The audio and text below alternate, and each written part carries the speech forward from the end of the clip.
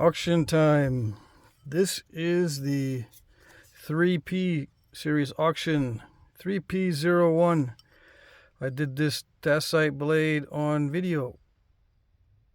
Obsidian, dacite, whichever you want to call it. This one is 9 and a little over 9 1/8, something like that. And no, it didn't shrink. Luckily, one of the longest blades I've done.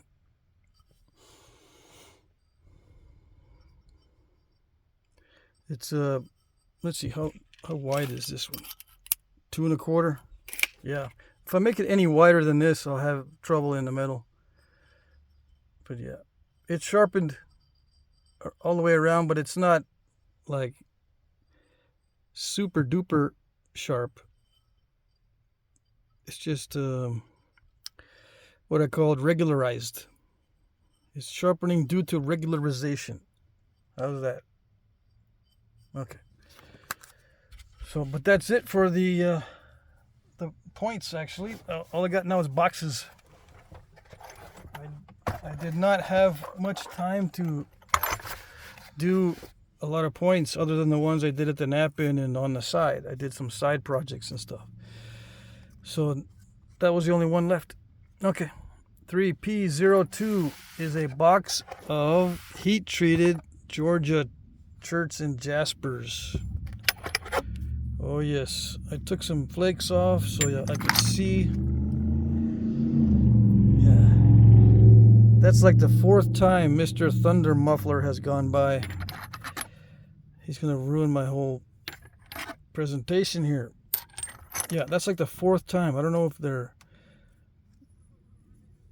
running errands up and down the street or just want to wake everybody up.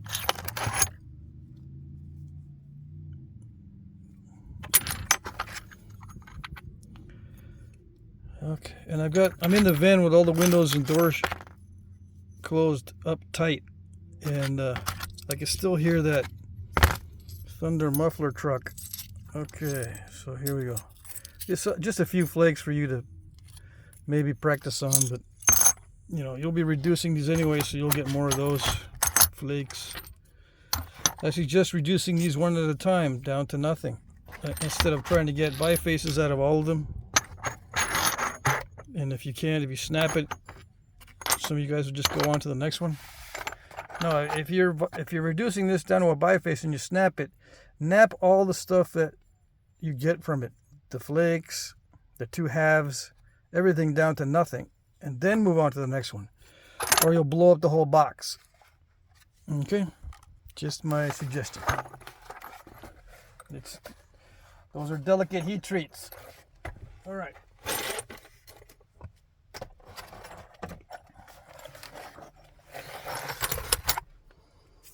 $3P03, a box of oil chert from Tennessee.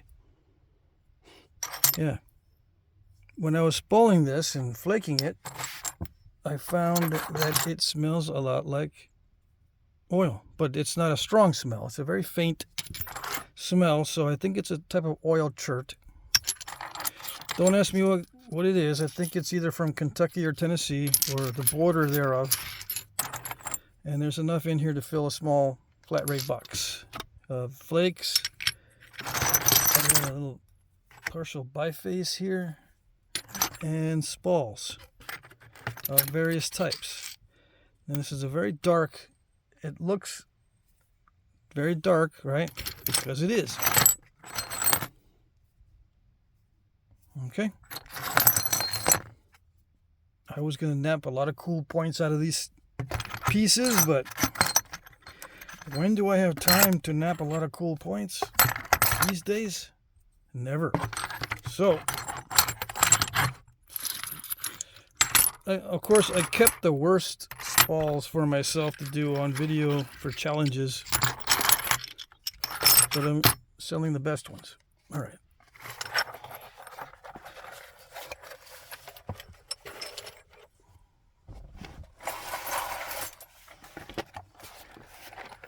All right, this 3P04, box of triple flow obsidian. There's a big chunk here. This has mahogany in it. This is the last of the chunks that I have that are fairly reasonably sized and nappable. This is like the worst one there, though. There is this one that's not that great as far as the texture. It naps okay. I don't see any cracks in it. I spalled a bunch of stuff this morning and I took some flakes off. I don't see any major cracks. This will be the most challenging one in the whole batch. Everything else is pretty good as far as I can tell. But it's chunky. These are clunky chunks because I already sold all my best flakes. So this is what's left, just clunky chunks. But it's all triple flow and mahogany obsidian. Some of this mahogany is not triple flow. I believe these two pieces are just regular mahogany obsidian, Mexican mahogany obsidian. The triple flow is from Oregon. This is the triple flow stuff. It naps a little bit better than the straight mahogany obsidian. This is the mahogany. Yeah, the triple flow, you'll see like stuff like this, like bands in it. In clear spots. That's how you know it's triple flow. Okay, some of my favorite stuff. I tried wiping these down this morning because they have dirt in it. They were in my landscaping. But anyway, they're here for you guys to nap. Because when am I going to have a chance to nap these? Probably never. Okay.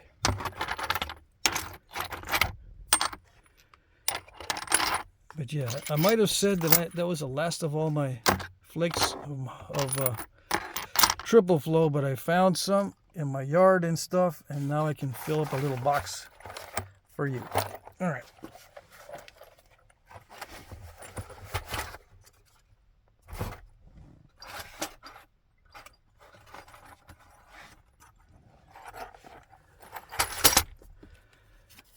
(3P05). This is a box of dacite.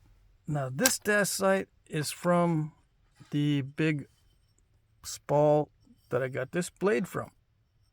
Yeah, before I showed this on video, I spalled it and bifaced it.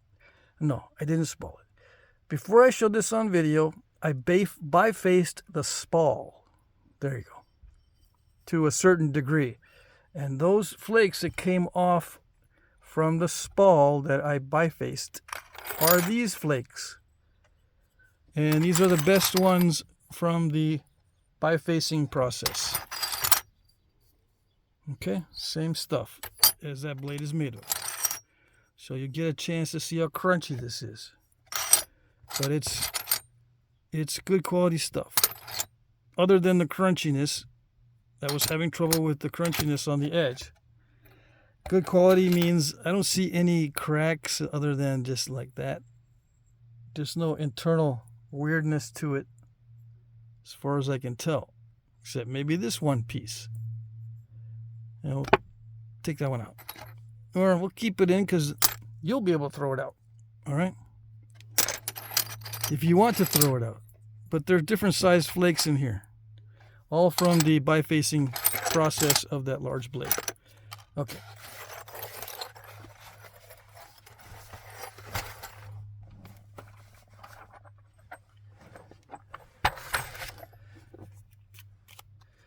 (3P06), a box of Ocala chert heat treat, Ocala, Florida chert.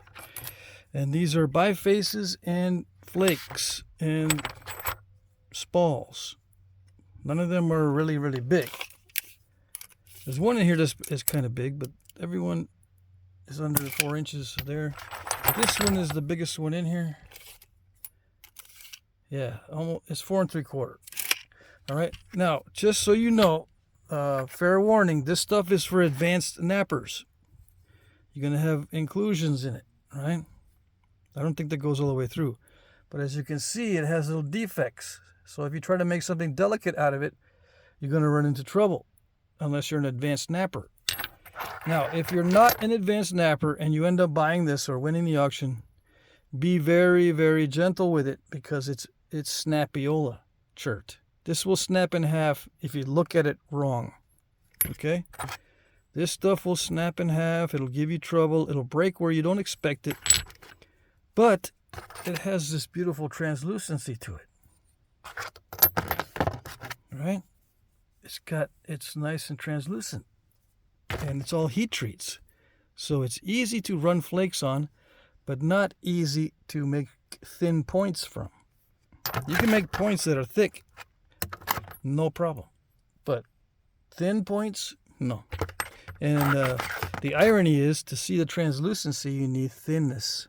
So that's why I say you need to be an advanced snapper if you want to get the full benefit of this chert. But I'm offering it to you guys because when am I going to have a chance to nap all of this? Probably never.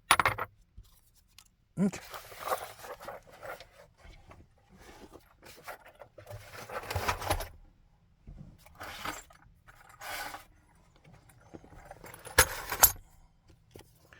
P07 box of heat-treated Burlington. Heat-treated Burlington. Bifaces, spalls, and flakes. Now this heat-treated Burlington was taken up pretty hot. Now I did not do it. This is a heat treat batch from a friend of mine. I actually bought a batch from him, and this is like a good portion of the batch. Now, some of this stuff is very high quality, like this one here. This can probably be thinned very thin because it has no defects that I can tell, other than it's kind of chalky and dry in some spots, but it produces nice flake scars and it looks solid. Okay, it's a nice tone.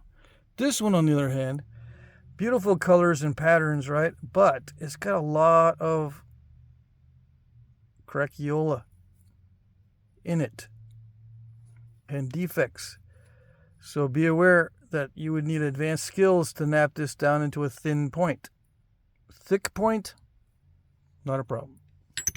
Thin point, some of these are not going to be able to get very thin without a lot of suffering. This one looks pretty good. But yeah, this is heat-treated Burlington, in case you missed it. I'm including flakes that I got off of the bifacing process. I was bifacing a lot of that this morning, and that's why the auction is a little bit late.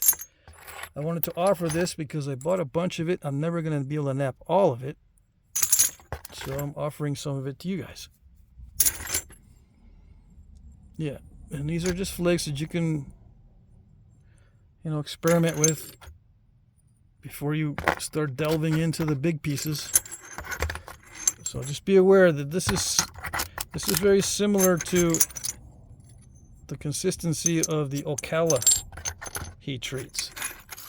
This stuff will snap in half if you look at it funny and it hurts its feelings. It will snap in half. Yep. No effort at all. It's one of the easiest types of stone to snap in half, other than the Ocala heat treat. Okay.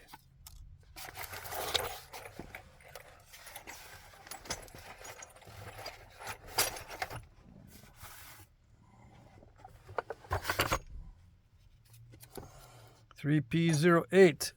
This is a box of mixed bifaces. This is heat-treated novaculite. A light heat treat. It's not taking up the full temperature, so that means it's a little bit tougher than the extremely high heat novaculite.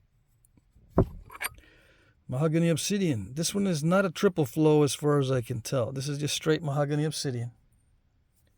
From Mexico, probably. This is a high quality raw or medium quality raw. It has high quality spots in it, but once in a while you'll get a little patch of not severe concrete, but you do have concrete in it. This is a Texas chert, raw, medium grade to high grade.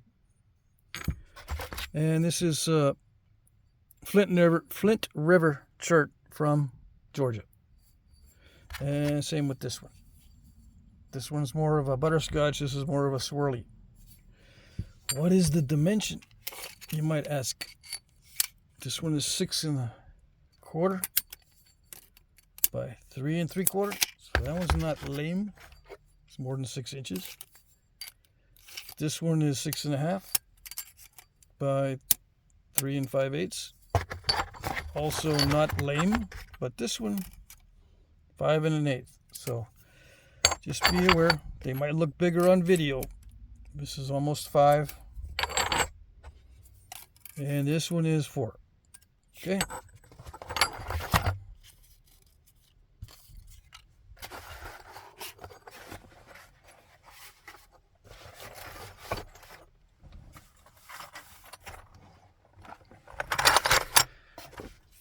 $3P09. This is stuff I got from a rock vendor in Tennessee, and this is supposedly a hornstone, but it has a little bit of how should I say, medium grade to it. It's not exactly the high grade stuff. It's not full stone, which means it doesn't nap at all, but it is not a high grade. This is a mid grade, and if we had different light, this would look slightly blue. So some people might call it Kentucky blue, but that name is not used much anymore. And it's a mid grade, so it's not going to nap like the best hornstone you've ever napped in your life. This is mid grade stuff. I want to reiterate that because I want you to be aware that it might not be as easy as you think to nap this stuff. So this has got a bluish tint to it, and you can't really tell very well in the video. Maybe if I put something black up next to it. Let me see. Hold on. All right, so black shirt. So you can tell it has a blue tint to it. So I think some people would call this Kentucky blue, but I think it might have been found in Tennessee.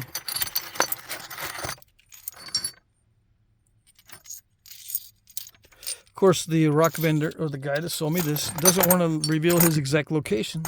So it might have been in Kentucky, it might have been in Tennessee. Who knows? Who cares? I don't. Does it nap? Oh yes. I biface this, it naps. And I put a bunch of my flakes from the bifacing process in here. It naps pretty good. But it's a mid-grade, so you'll get little patches of weirdness. All right. It's all raw, okay? Raw. I don't think I mentioned that.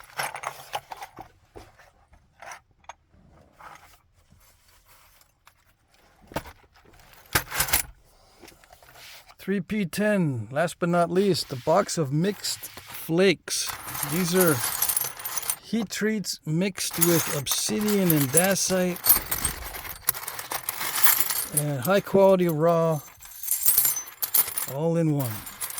So it's either going to be heat treat, high quality raw, dacite, or obsidian. Okay? There's no low quality raw in here, and there's no low quality stuff as far as the material. The shapes might not be that great because some of these might be curved or clunky or full of cortex. I hope they're not full of cortex. Some of them are cortexy, but I try to include as many different pieces of debitage as I could from all kinds of this is heat treated Burlington flakes. Anyway, I think you get the idea. I've got heat treated Flint River from Georgia. This is Ocala heat treat. This is Texas high quality raw or heat treat, I can't remember. This is a dacite or obsidian, whatever. This is a translucent, I think it's high quality raw Texas. And triple flow with mahogany in it.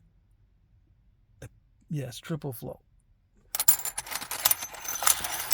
Now, this is a little bit too full to ship, right? I just threw a bunch of them in here. I'm going to take out the pieces that have a lot of cortex or they're dicey. And that should lower it down enough for me. Yeah, I might not include this one. But I'm going to lower it down, take out the smallest flakes and get it to where everything will fit. All right, but this box will be extremely full. All right.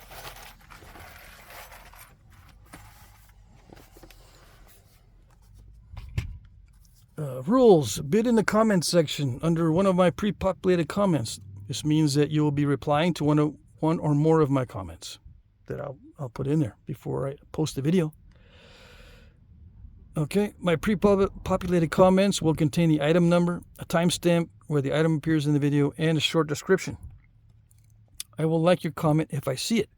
Sometimes comments are not always visible. It may take a while for me to like your comment, but as the time approaches the end of the auction, I will check more frequently.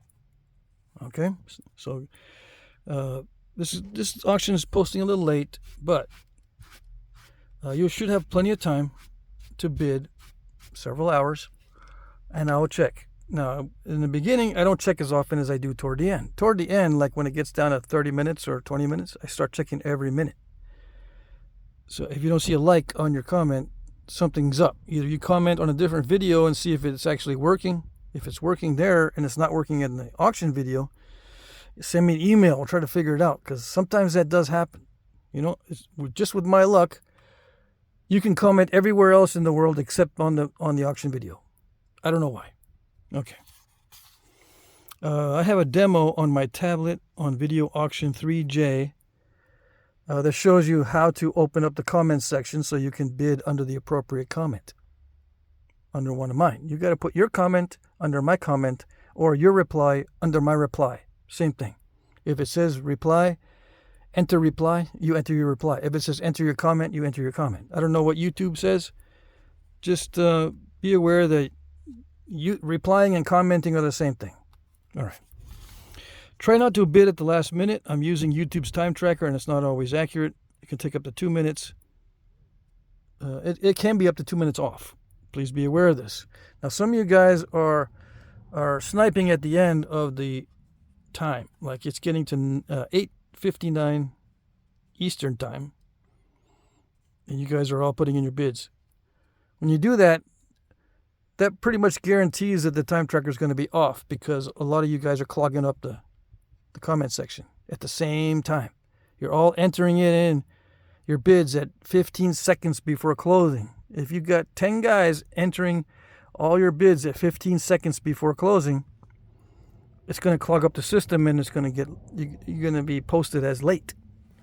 All right, so when you bid on this one, there's going to be sniping on that one. Just be aware that your bid might not count toward the end, because you're all doing the bidding at the same time. All right, shipping is free in the U.S. International shipping is discounted but not free. I will add the following amounts to your winning bid if you're an international bidder. First class package, I add $20 no matter where it's going. Small priority flat rate box, if it's going to Canada, it's plus 20. If it's going to anywhere else, it's plus 30. Medium priority flat rate box, $40 if going to Canada, and $50 added if it's going anywhere else. I will provide tracking numbers. I accept PayPal, Venmo, Cash App, check or money orders. I can also email you an electronic invoice that you can pay with a card. Winners will be announced starting at 9:01 p.m. Eastern Time. So that's 8 Central, 7 Mountain, or 6 Pacific. Okay? I will reply to your winning bid with sold, thank you, item, price number, blah, blah, blah, blah, blah. This is a cut and paste that I do for everybody. If I've already done business with you, you don't need to give me your name, address, and stuff. I got it already. But if you're new, I cannot PM you through YouTube. Some of you guys are expecting a little reminder. I can't give you a reminder. You got to check the comments section to see if you won. The way you see that you've won is I will put this little reply under your winning bid, sold, blah, blah, blah. Please email me. So email me your information so I know who to send it to. And I know who to send the invoice to if you want an invoice, and all that other jazz. Okay? Just be aware, 9:01 p.m. Eastern is when I shut off the auction. That's when I start checking. So I'll shut it off. Which means you have until 8 p.m. Central or 7 Mountain or 6 Pacific, depending on your time zone. There is a more complete description of the rules in the description box below. If you have questions, please email me at jackcrafty2@gmail.com. And that email is not a secret. It's everywhere. It's on every auction. I even have it on my channel page, on my about the channel. You can see my email. Okay, so got no excuse. Send me an email if you have questions or anything like that. And if I don't have your information, if you're new, okay? Please look at my previous auctions to see if they work. If you are not able to reply or comment, you will not be able to bid. If you don't know how to reply or to comment, please practice on another one of my videos. I will work with you via email if you're having trouble with comments or replies. All right? So that's it for today's auction. Unfortunately, I didn't have very many points to auction off, but I'll do better next week. I hope you guys had a good weekend, and good luck.